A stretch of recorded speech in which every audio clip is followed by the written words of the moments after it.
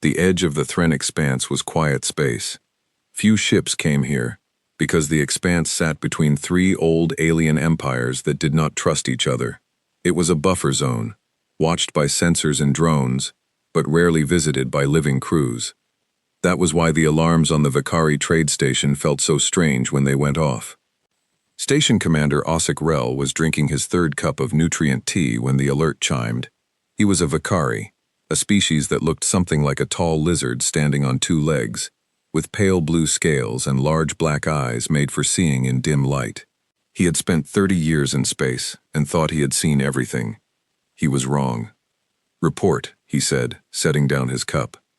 The sensor officer, a younger Vakari named Tass, looked up with wide eyes. "Sir, we have a contact. Single ship, dropping out of hyperspace at the edge of the system." "One ship, not a fleet?" "One ship, sir.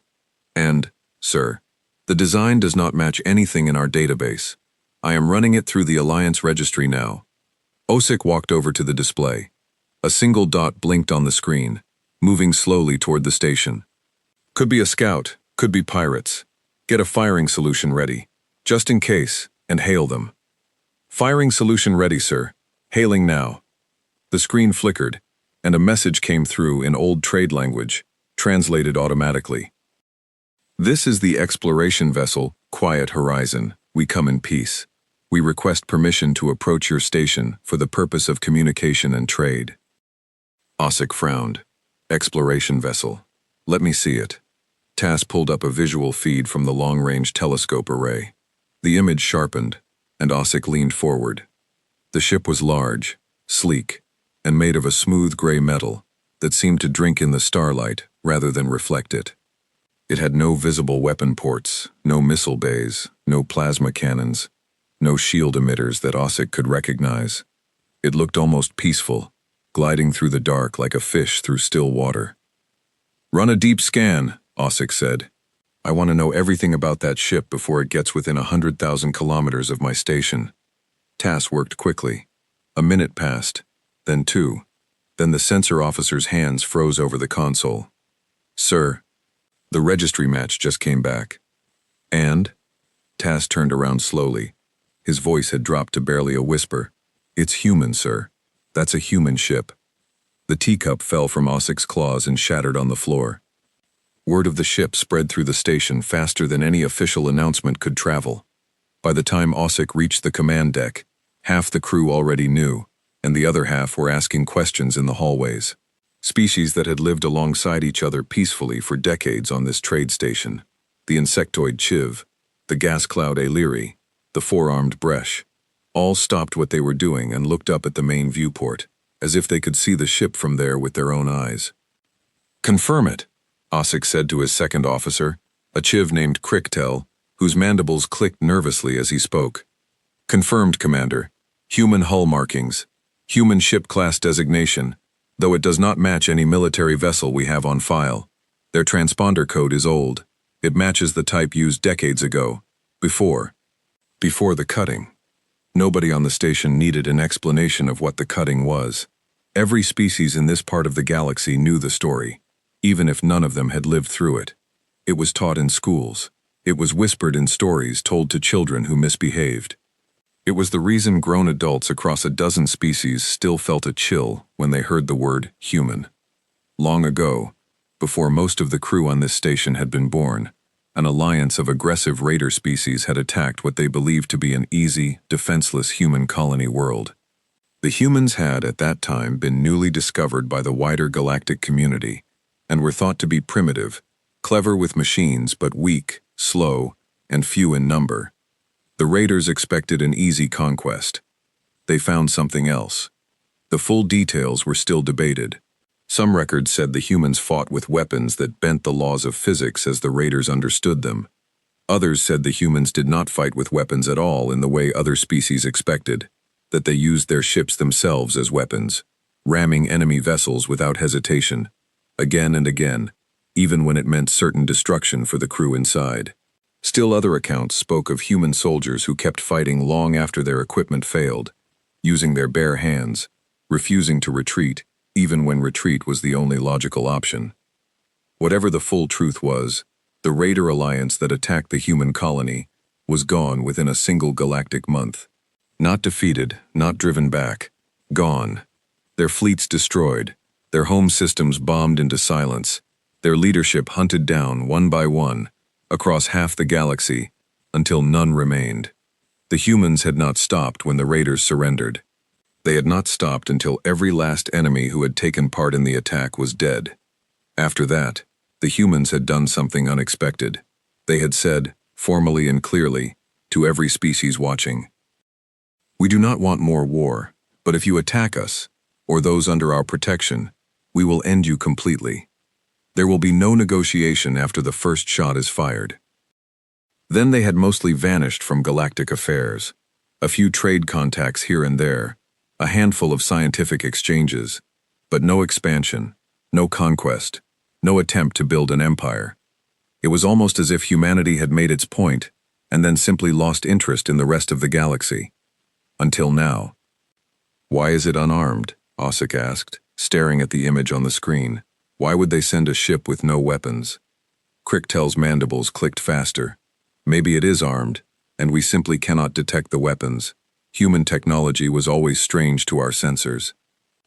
"Maybe," Osik said slowly. "Or maybe it really has no weapons at all." That thought was somehow worse.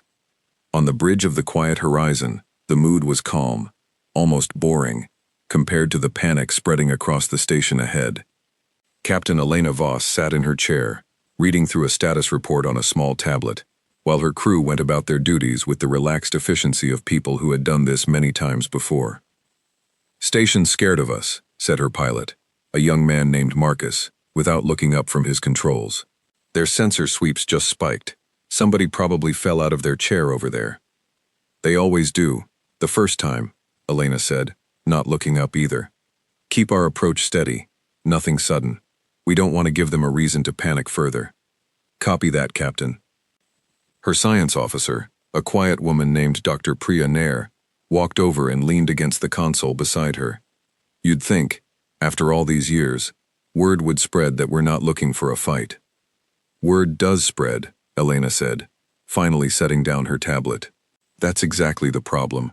The stories spread, but the stories get bigger every time they're told. By the time a story about the cutting reaches some trade station 300 light-years from where it happened, we're not just dangerous anymore. We're a monster hiding under the bed. And an unarmed ship pulling up to their front door doesn't help." "No," Elena admitted, allowing herself a small, tired smile. "It really doesn't." The truth was, the quiet horizon carried no weapons because it did not need any, not in the way other species understood weapons. It was an exploration and diplomatic vessel, built for exactly this kind of first contact and recontact mission, deep in territory where old fears still ran strong. Its hull was reinforced with materials strong enough to survive most kinds of small arms fire without a scratch. Its engines could outrun almost anything short of a dedicated military interceptor. Its computer systems could jam or confuse most sensor and communication arrays with ease. And if things went truly wrong, the crew themselves were far from helpless. But none of that showed up as a weapon on a scanner. None of that looked threatening from the outside. And that, Elena knew, was exactly what made ships like hers so unsettling to everyone who had heard the old stories. An armed human ship, people could understand. They could calculate the danger, estimate the firepower, plan around it. An unarmed human ship arriving calmly into contested space, without fear, without hesitation, as if it did not need protection at all? That told a different story. This told people that humanity was either supremely confident, criminally reckless, or hiding something far worse than any weapon they could see. And nobody wanted to find out which one was true by testing it themselves. "Incoming message from the station," said the communications officer, a heavy-set man named Diego. "They're asking us to hold position 10,000 kilometers out and explain our intentions in full before we get any closer." Elena nodded. "Send our standard greeting. Full transparency. Let them know we're here to re-establish contact and discuss trade. Nothing more. And Diego, keep the tone friendly. Remind them we mean no harm." "Copy that, Captain. Sending now." As the message went out across the dark, Elena leaned back in her chair, and looked at the slowly growing image of the trade station on her main screen. Somewhere over there, she knew, alarms were still ringing, and frightened officers were trying to decide whether to run or fight or simply hide and hope the humans went away. She had seen this reaction more times than she could count, on more worlds and stations than she could easily remember. It never stopped feeling strange to her, the idea that her own people, who mostly just wanted to explore and trade and be left in peace, had become a ghost story told to frightened grown adults across 100 different worlds. "Captain," Marcus said suddenly, glancing at his console. "Stations launching fighters." Elena did not flinch. "How many?" "6. Small craft. Light weapons. Looks like an escort, not an attack wing." "Understood. Hold our course. Do not raise shields. Do not power any systems that could look aggressive. Let them see exactly what we are, nothing hidden, nothing to hide." Diego glanced back at her. "Captain, with respect, if that escort decides to open fire—" "They won't," Elena said, with the quiet certainty of someone who had faced this exact moment before. "They're more scared of us than they are brave enough to shoot first.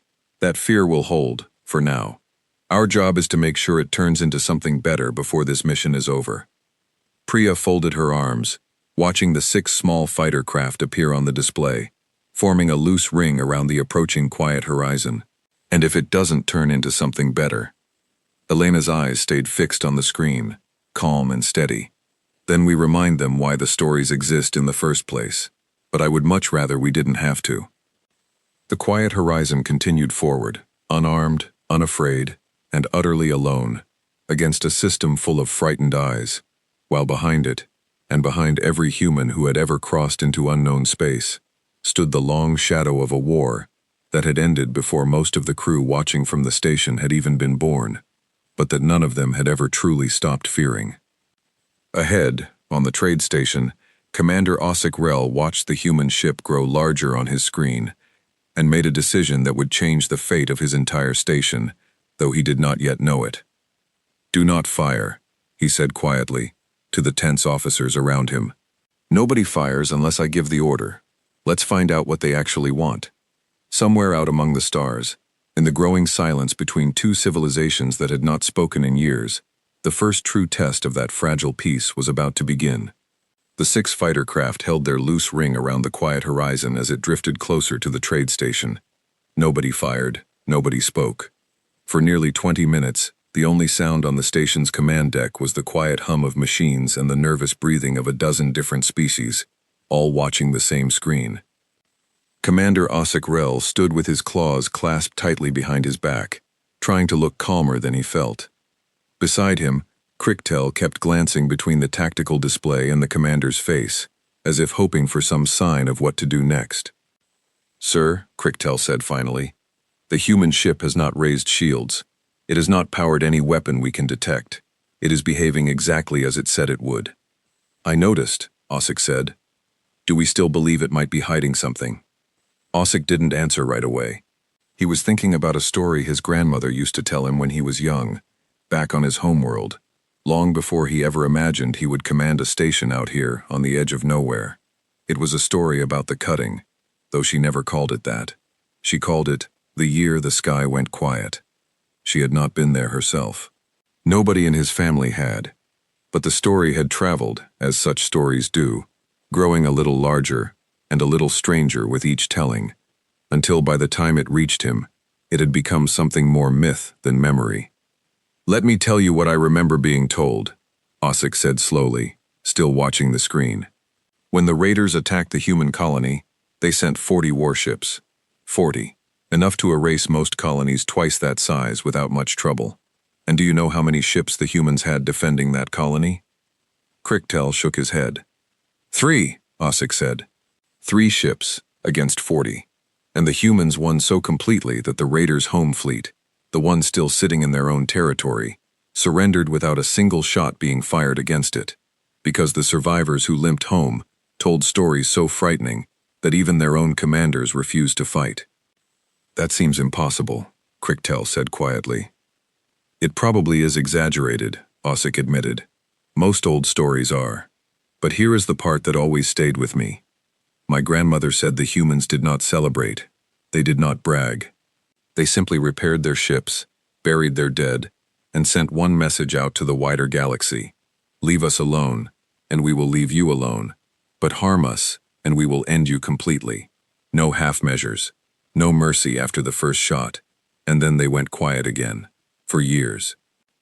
And now one of their ships is sitting outside our station asking to talk, Crichtel said.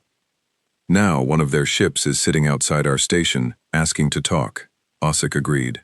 Unarmed, unafraid, as if it doesn't need weapons to feel safe out here. That was the part that troubled him most. An armed ship, he could understand.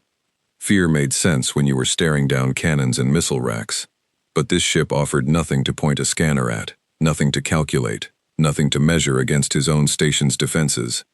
And somehow that absence felt heavier than any weapon could have. Orders, sir? Crichtel asked. Ossic took a slow breath. Bring them in. 10,000 kilometers, then hold. I want to speak with their captain directly, face to face, before anything else happens. Elena Voss received the invitation calmly, the way she received most things.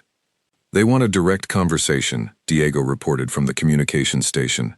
Commander Ossic Rel, requesting video contact. Put him through, Elena said, standing to smooth the front of her uniform. And let's make sure our video feed shows the whole bridge. No hidden corners, nothing that looks secretive. I want them to see exactly what kind of ship this is. The screen flickered, and the face of a tall, pale blue lizard-like being appeared, his large black eyes studying her with obvious caution. Captain Voss, he said, his translated voice slightly stiff from the automatic system. I am Commander Ossic Rel, of Trade Station Veronal 9. You are approaching Sovereign Vicari-administered space. State your full intentions. Thank you for speaking with me directly, Commander, Elena said, keeping her voice warm and even. My intentions are simple. My ship is here to re-establish peaceful contact with the species of this region, to open discussions about trade, and to answer any questions your people may have about humanity. We are not here to claim territory, and we are not here to threaten anyone. Ossic studied her for a long moment. Your ship carries no weapons that we can detect. That's correct. Why? Elena had answered this question many times before, on many worlds, but she always tried to answer it honestly, rather than simply repeating a script. Because we didn't come here to fight, Commander. We came here to talk. A ship full of weapons sends one kind of message. A ship with none sends another. We wanted you to know, from the very first moment you saw us, that we mean exactly what we say. Forgive me if that does not entirely put my mind at ease, Ossic said. Humanity's reputation in this region is not built on peaceful visits. I understand that, Elena said, and she meant it. I know the stories that travel about us. Some of them are true. Some of them have grown taller with every telling, the way old stories do. I won't pretend the war that built that reputation didn't happen, because it did, and it was terrible, and I won't insult you by trying to make it sound smaller than it was. Then tell me the truth of it, in your own words, Ossic said. Not the story my grandmother told me, the truth. Elena glanced briefly at her crew, then back to the screen. A colony of ours was attacked by an alliance that believed we were weak and easy prey. They were wrong, and it cost them everything. We did not go looking for that war, Commander, and when it ended, we made a promise to ourselves and to the galaxy. We would not seek out conflict again, but we would never again allow ourselves to be seen as an easy target either. So we built a reputation, yes, partly through what happened, and partly because that reputation itself has kept us safer than any fleet of warships ever could. Fear has done a great deal of our defending for us these last several decades. And now you are choosing to test that fear, Ossic said, by arriving here without a single weapon to defend yourselves, if that fear fails to hold. Elena allowed herself a small, tired smile, the same one she had worn back when Priya asked her almost the same question. With respect, Commander, we are not quite as defenseless as we appear, but I understand why it looks that way from where you're sitting. That's rather the point. Ossic's black eyes narrowed slightly, and for a moment, Elena thought she saw something like understanding cross his face. You wanted us to be uncertain. I wanted you to see that we didn't need to threaten you to prove we were serious, Elena said. There's a difference. A ship covered in cannons says, Don't test me, or else. An unarmed ship that isn't afraid says something else entirely. It says we don't need to threaten you, because we already know exactly what would happen if you tried something, and so do you. The silence that followed stretched long enough that Diego shifted uncomfortably at his station, glancing toward Elena, as if to ask whether he should prepare for trouble. Elena raised one hand slightly, a small, calm gesture that told him to wait. Finally, Osik spoke again. You are either the most confident diplomat I have ever spoken with, Captain Voss, or the most reckless. Probably a bit of both, Elena admitted. Most humans are. For the briefest moment, something that might almost have been amusement flickered across Osik's alien features. It vanished quickly, replaced again by careful caution, but Elena had seen it, and she counted it as a small victory. I will permit your ship to dock at Veronal 9, Osik said at last. Under close observation, and under the condition that your crew remains unarmed for the duration of your visit, in keeping with the spirit your ship has already shown. Agreed, Commander. Thank you. Do not make me regret this decision, Captain. I'll do my best not to, Elena said. The screen went dark, and the bridge of the quiet horizon let out a collective breath that none of them had quite realized they were holding. Well, Priya said, walking over to stand beside Elena's chair. That went about as well as it usually does. Better than usual, actually, Elena said, watching as the trade station grew larger on the main screen, its docking bay doors slowly beginning to open to receive them. He let us in faster than most. Small miracles, Diego muttered from his station, though there was relief plain in his voice.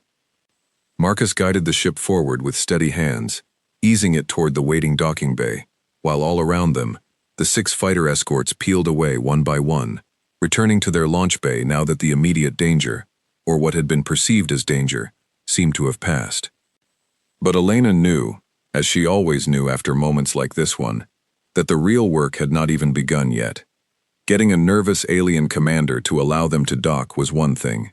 Convincing an entire station full of frightened people, representing several different species who had spent decades fearing humanity from a careful distance, that they had nothing left to fear, that was another matter entirely, and it would not be settled in a single conversation. As the quiet horizon slid into the docking bay of Veronal 9, its hull catching the dim station lights, hundreds of eyes across a dozen alien species watched through viewports and camera feeds, waiting to see, for the first time in most of their lives, what a human actually looked like up close.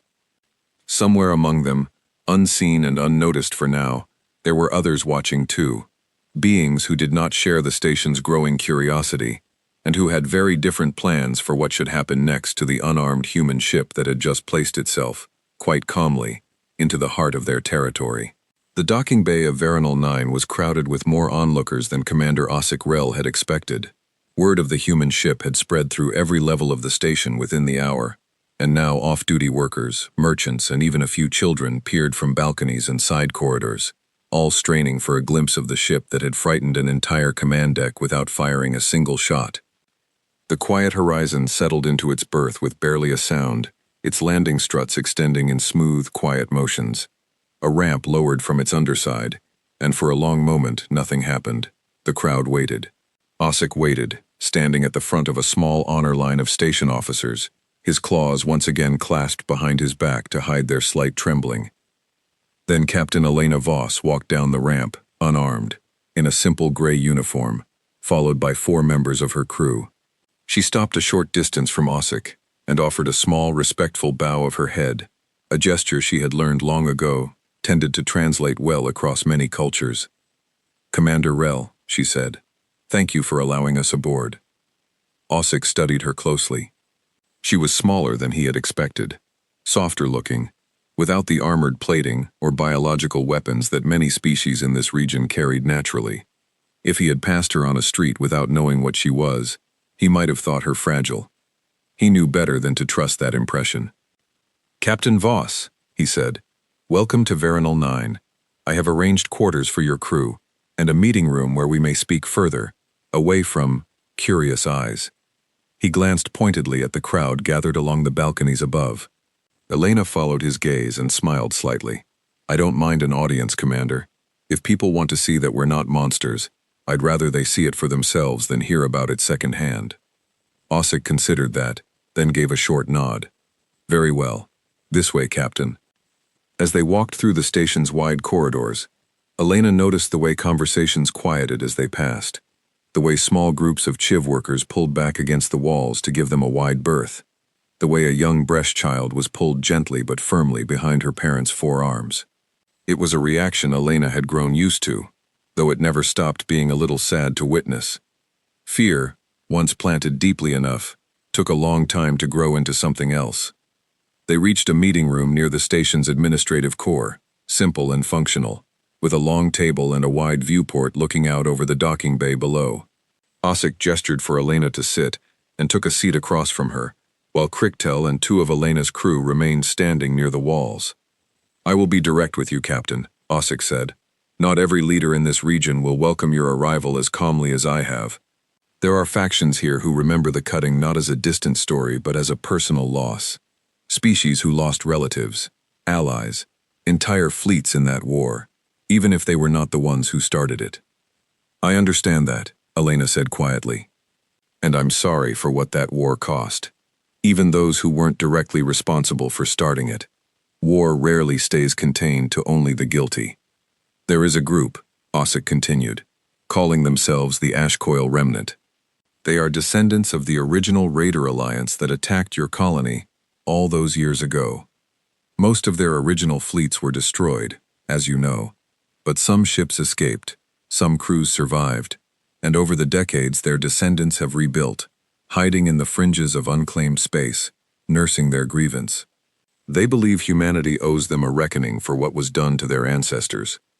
Elena's expression did not change, but something in her posture grew a fraction more still. That's useful to know, Commander. Thank you for telling me. I tell you because I do not want blood spilled on my station, Ossik said bluntly.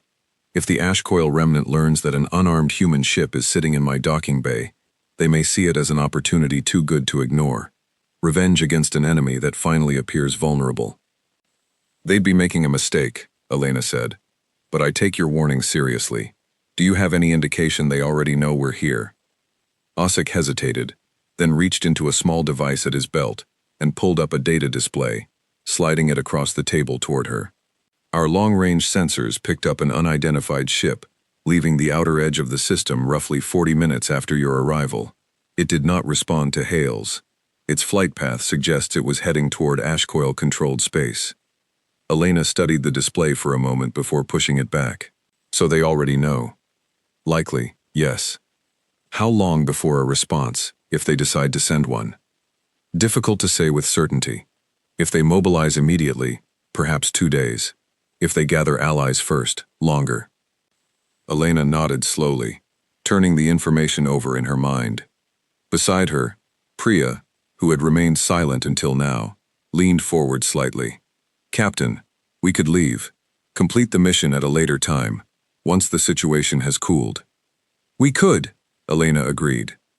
But if we run every time an old enemy's descendants show up looking for a fight, we prove every frightening story about us true in a different way. That we're only peaceful when nobody dares test us. That's not the message we came here to send.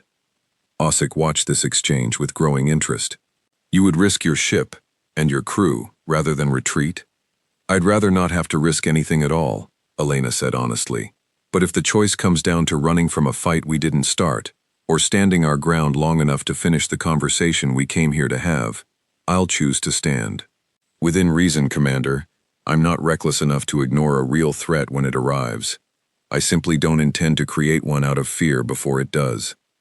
And if the Ashcoil Remnant arrives with more than one ship, Ossik pressed. If they arrive with a fleet, intending to finish what their ancestors could not. Elena's expression remained calm, though something steady and unshakable had settled behind her eyes.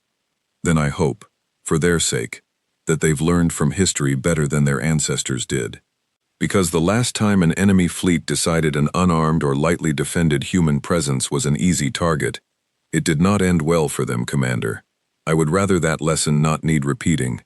But if it must, it must. The room fell quiet for a long moment. Outside the viewport, The ordinary business of the station continued below, workers loading cargo, small craft moving between docking rings, entirely unaware of the conversation happening above them that might well decide whether their trade station remained peaceful or became a battlefield within the next 2 days. "I will increase station defenses as a precaution," Ossick said finally, "and I will send word to the regional council, requesting additional support, in case this escalates beyond what either of us wants." "Thank you, Commander," Elena said. "I'd like to continue with our original plan in the meantime, meeting with station representatives, answering questions, beginning trade discussions. If the ash coil remnant does arrive, I don't want the last 48 hours to have been wasted on fear alone." Ossick studied her for a long moment, his black eyes unreadable, before finally giving a slow nod. "Very well, Captain. I admit, I did not expect the human who frightened my sensor officer into dropping his tea to also be the calmest person in this room." Elena allowed herself a small, genuine smile. "We get that a lot, Commander." 2 days later, almost to the hour, the ash coil remnant arrived. They came in 3 ships, older vessels, patched together from salvaged parts and stolen technology, their hulls scarred with the marks of decades spent hiding on the fringes of civilized space. They did not hail the station. They did not ask permission. They simply dropped out of hyperspace at the edge of the system and began accelerating directly toward Veronal 9, weapons already charging, sensors locked firmly onto the single human ship sitting quietly in the trade station's docking bay. On the command deck, alarms began to wail once more, and Commander Ossick Rel felt his claws tighten involuntarily behind his back as he watched the 3 ships grow larger on the tactical display.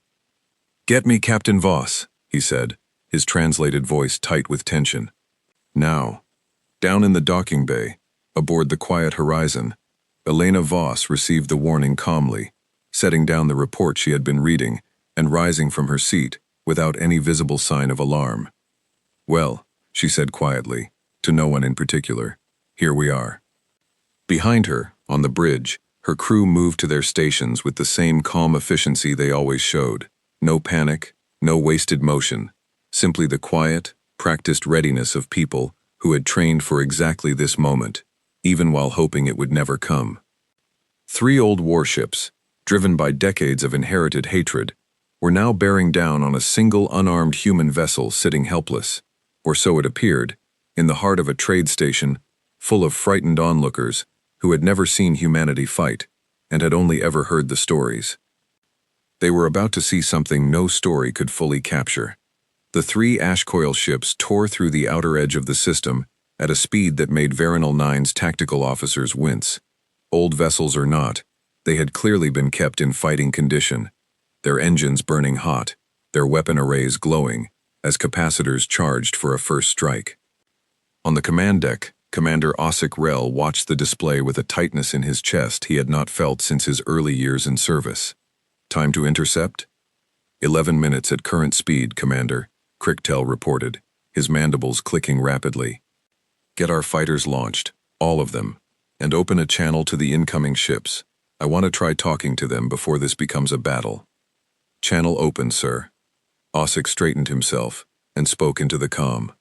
"Unidentified vessels. This is Trade Station Veronal 9.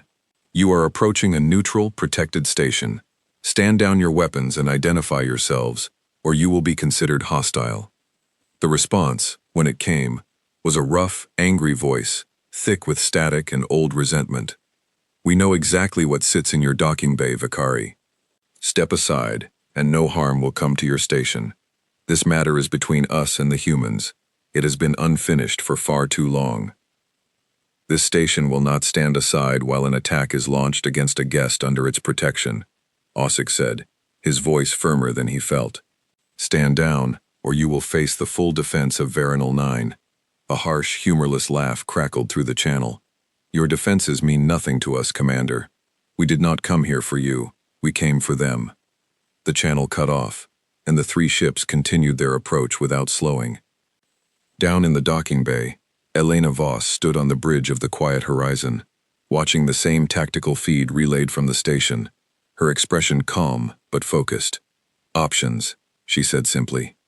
"We could undock and move to engage them away from the station, Marcus offered from the pilot's seat. Draw them off before they get close enough to threaten civilians. They'll follow us regardless of where we go, Priya said. Their entire purpose here is us, not the station. Agreed, Elena said. Marcus, undock us. Let's put some distance between us and Veronal 9 before this starts, so nobody else gets caught in the middle. Copy that, Captain. The quiet horizon eased smoothly out of its berth, drawing quiet gasps from the crowd still watching from the balconies above, many of whom had gathered again, once word spread that the Ashcoil remnant was inbound. The ship turned and accelerated away from the station, putting open space between itself and the crowded docking bay, moving to meet the 3 incoming warships on ground of its own choosing. Captain, Diego said from communications, incoming hail from the lead Ashcoil vessel. Put them through. The screen flickered to show a scarred, reptilian face, larger and rougher than Ossic's, with a jagged scar running across one eye socket. So the humans finally show themselves, the alien snarled. I am War Leader Gurn Vask, of the Ashcoil remnant, descendant of Fleet Commander Vask, who died in the cutting when your ancestors slaughtered his fleet without mercy. I'm sorry for your ancestors' death, War Leader, Elena said evenly. But your ancestors' fleet attacked an unprovoked, undefended colony, expecting an easy massacre. What happened afterward was the result of that choice, not an unprovoked cruelty from our side. Lies, spoken by the descendants of murderers, Vask spat. Today, we finish what was started generations ago. Your ship has no weapons, no defense. You are exactly as helpless as our ancestors were told humans would be, before they discovered otherwise. This time, there will be no surprises. I'd urge you to reconsider, Elena said calmly. Not as a threat, War Leader, as a warning, from someone who genuinely does not want more people to die today, on either side. Vask laughed, a harsh, grating sound. Warnings, from an unarmed ship. Fire on my command, he said, turning away from the screen to address someone off camera. The channel cut, and the 3 warships opened fire. What happened next would be told and retold across a dozen systems in the days and weeks that followed, growing, as such stories always did, a little larger and a little stranger with each telling. But those who watched it happen in real time, through the sensor feeds and viewports of Veronal 9, would remember it exactly as it was. The quiet horizon did not raise shields, because it had none in the traditional sense to raise. Instead, as the first volley of plasma fire streaked toward it, the ship simply moved, not with the clumsy, predictable dodges of ordinary evasive maneuvers, but with a smooth, impossibly precise series of adjustments that seemed to know exactly where every incoming shot would be a fraction of a second before it arrived. The plasma bolts sailed past the hull by mere meters, missing entirely, again and again, volley after volley, as if the ship itself could see the future. Impossible, Ossic whispered, watching from the station's command deck. No ship should be able to maneuver like that. On the bridge of the Ashcoil flagship, War Leader Vask stared at his tactical display in growing disbelief, as shot after shot failed to connect. Increase rate of fire, all batteries, continuous barrage. The 2 smaller Ashcoil ships spread out, trying to catch the human vessel in a crossfire, hoping that no ship, however skilled its pilot, could dodge fire coming from 3 directions at once. For a moment, it seemed to work. Plasma bolts converged on the space where the quiet horizon had been, only a heartbeat before. But the ship was no longer there. It had shifted position again, this time slipping directly between the 2 flanking ships, close enough that neither dared fire for fear of hitting their own ally on the other side. They're using our formation against us, one of Vask's officers shouted. Break off! Break off! It was too late. As the 2 flanking ships scrambled to adjust, the quiet horizon's hull brushed past the nearest one, not a ram, not quite, but a controlled, deliberate near collision, close enough that the Ashcoil ship's own pilot flinched and jerked the controls hard to avoid a full impact, sending the vessel spinning off course directly into the path of the flagship's own weapons fire. The flagship's own guns, still locked onto the human ship's last known position, tore into the side of its ally before the gunners could react, crippling the smaller vessel's engines in a spray of debris and venting atmosphere. Cease fire! Cease fire! Vask roared, but the damage was done. His own weapons had wounded his own crew, tricked into it by a ship that never fired a single shot of its own. The quiet horizon reappeared on the far side of the drifting, crippled vessel, calm and untouched, its hull without so much as a scorch mark. On the flagship's bridge, Vask stared at the screen in stunned silence, his rage slowly curdling into something closer to fear. War leader, his tactical officer said quietly, the human ship is hailing us again. Put it through, Vask said hoarsely. Elena's face appeared on the screen once more, calm as ever, though there was something firmer now in her eyes. War leader Vask, you've lost one ship's combat capability without a single shot from us. Your remaining 2 vessels are still outmatched, and you know it now, even if you didn't before. I'm giving you the chance your ancestors were never given by the raiders who attacked first without warning. Stand down now, and I will not pursue further action against you or your crew. Vask's claws dug into the arms of his command chair, his mind racing through decades of inherited hatred, family stories told at gatherings, the weight of a grudge he had carried since childhood, all of it crashing against the simple, undeniable reality unfolding in front of him. A single unarmed human ship had just neutralized 1/3 of his fleet without firing a single weapon, using nothing but skill, precision, and his own crew's fear against him. This isn't over, Vask said finally, his voice tight with humiliation. But today, it ends here. The 2 remaining Ashcoil ships began a slow, reluctant retreat, gathering their crippled ally in tow, limping back toward the edge of the system and the safety of hyperspace beyond. On the command deck of Veronal 9, Commander Ossic Rel let out a long breath he had not realized he was holding, watching the enemy ships withdraw on his tactical display. Sir, Crichtel said quietly, they're leaving. I can see that, Ossic said, though his voice carried a note of disbelief he did not try to hide. Around the station, in every corridor and balcony where onlookers had gathered to watch the battle unfold, a strange, uncertain silence settled over the crowd, the silence of people who had just watched an old, frightening story prove itself entirely true, and yet somehow found themselves less afraid, rather than more, because of how it had ended. Aboard the quiet horizon, Elena finally allowed her shoulders to relax, letting out a breath of her own as the last of the Ashcoil ships vanished from her sensors. Nobody hurt on our side? She asked. Nobody, Captain, Priya confirmed. Not a scratch on the hull. Good, Elena said quietly. Then, more softly, almost to herself, I really hoped it wouldn't come to that. Marcus glanced back at her from the pilot's seat. For what it's worth, Captain, that was some of the best flying I've ever done.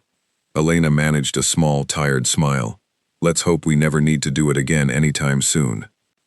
But as the quiet horizon turned back toward Veronal 9, and the crowds on the station's balconies began to murmur and whisper among themselves, word already spreading faster than any official report could travel, Elena knew that today's events would only add another chapter to the long, growing story of humanity's reputation across these stars.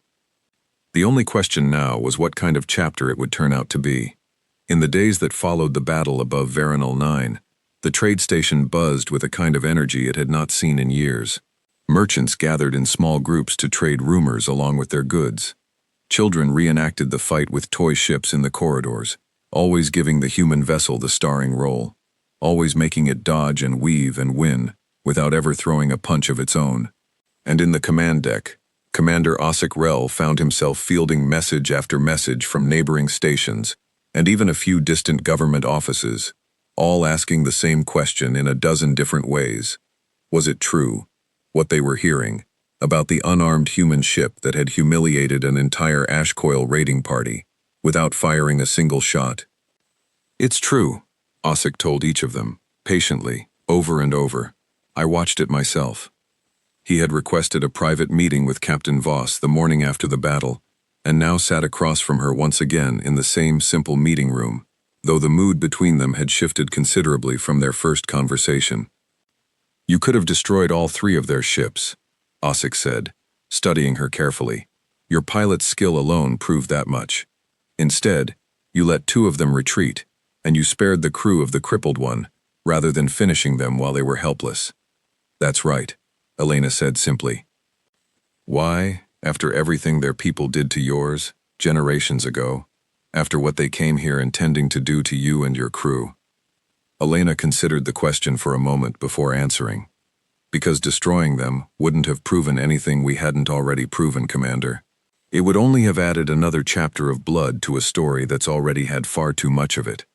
What we wanted to show, what I still hope people will remember, more than the fighting itself, is that we didn't need to destroy them to win. We didn't need cruelty to prove we were serious. We just needed to be better than what they expected, and then choose mercy once we had the chance to. Osik was quiet for a long moment, his black eyes studying her with an expression she couldn't quite read. My grandmother's stories never mentioned mercy, he said finally. Only fear, and fire, and an enemy nobody dared test twice. Stories tend to remember the fire more than the mercy, Elena said. Fire makes for a better story around a fireplace, but the mercy is just as real, Commander. And I'd like people out here to start remembering that part too, if we're going to keep meeting each other after today. Word of the battle, and of its aftermath, spread far beyond Veronal 9 over the following weeks. The Regional Council, made up of representatives from a dozen different species across the Thren Expanse, requested a formal meeting with Captain Voss before the Quiet Horizon continued on its journey. Elena agreed, and found herself, a few days later, standing in a large circular chamber before representatives who eyed her with a mixture of curiosity, caution, and something that had not been there before, a kind of careful, uncertain respect. Captain Voss, said the council's presiding speaker, an elderly Aliri, whose gaseous form shifted and swirled gently within its containment field as it spoke. We have received many reports of the events above Veronal 9, some conflicting. We would like to hear the truth from you directly. Elena told them plainly, without exaggeration, exactly what had happened. The ash coil remnants' unprovoked attack, the careful maneuvering that had avoided bloodshed on both sides where possible, the decision to let the retreating ships go, rather than pursue them to their destruction. When she finished, a long silence settled over the chamber before the Aliri speaker addressed her again. For many decades, Captain, your people have been a story we told to frighten our children into good behavior, and a shadow we avoided disturbing for fear of what might wake. Few among us truly believed a meeting like this one would ever take place. I understand, Elena said, and I hope, after today, that shadow can start becoming something else. Not because the old stories were entirely false, speaker. They weren't. But because there's more to us than just the fear those stories carry. And I'd like the chance to show that, if your council is willing to give us that chance. The Aliri speaker's gaseous form swirled thoughtfully. The council will discuss your proposal for renewed trade and diplomatic relations. I suspect, given recent events, we will find far less resistance to the idea than we might have only a few weeks ago. A ripple of quiet agreement moved through the gathered representatives, and Elena allowed herself a small, hopeful smile. 3 weeks later, the Quiet Horizon prepared to leave Veronal 9, its mission in this system complete, at least for now. A small crowd had gathered once more at the docking bay to see them off, a very different crowd from the frightened onlookers who had first watched the ship arrive, many of them now waving, some even calling out friendly farewells in half a dozen different languages. Commander Osik Rel stood near the base of the ship's ramp as Elena made her way down to say goodbye, Cricktel beside him, his mandibles no longer clicking with nervous tension, but with something closer to genuine warmth. Safe travels, Captain Voss, Osik said. I admit, when your ship first appeared on our sensors, I expected this visit to end very differently than it has. So did I, if I'm honest, Elena said. Thank you for giving us the chance to prove it could go another way, Commander. Not every station commander would have. Perhaps not, Osik said, but I like to think most of us, given the chance, would rather build something new than keep repeating old fears forever. He paused, then added, with the closest thing to a smile his species' features could manage. Besides, my grandmother would never forgive me if I let the humans leave, without at least trying to be a good host. Elena laughed, a genuine warm sound. Tell her thank you, from me, for the stories, even the frightening ones. They kept people cautious enough to survive long enough for this meeting to happen at all. As the quiet horizon lifted away from Veronal 9 and turned toward open space, its next destination already charted somewhere deeper in the Thren expanse. Elena stood on the bridge and watched the trade station shrink behind them on the main screen, the same station that had greeted her arrival with alarms and fighter escorts only a few weeks before. "Word's already spreading ahead of us," Diego reported from his station. "3 more systems along our route have sent messages requesting contact once we arrive. Word about what happened here has traveled faster than we have." "Let's hope it travels well," Elena said. "The whole story, not just the fighting." Priya walked over and settled into the seat beside her, watching the stars stretch out ahead of them as the ship prepared to jump back into hyperspace. "You think it will? Travel well, I mean. Stories about us don't usually stay balanced for long, once people start retelling them." Elena considered that for a moment, thinking of Ossic's grandmother, and the story that had grown taller and stranger with each passing decade, until fear alone was almost all that remained of it.